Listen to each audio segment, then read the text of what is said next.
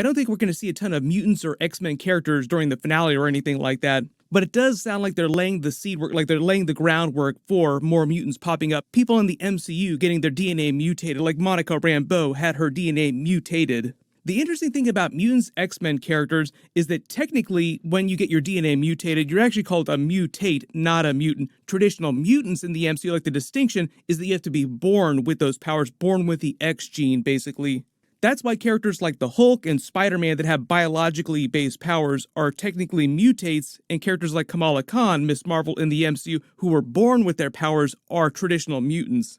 X-Men are also a little bit different, and then they're just a particular group of mutants in the comics. In order to be called an X-Man, normally you have to have been on the team at some point, but usually when people are talking about X-Men characters in general, people are just referring to anyone at all who was featured in the X-Men comics at some point. Like, technically, Scarlet Witch is an X-Men character, even though she's more of an Avengers character. Just based on what Elizabeth Olsen has been talking about recently, they'll get into the whole Scarlet Witch mutant X-Men thing during Deadpool 3 and future movies that she winds up appearing in.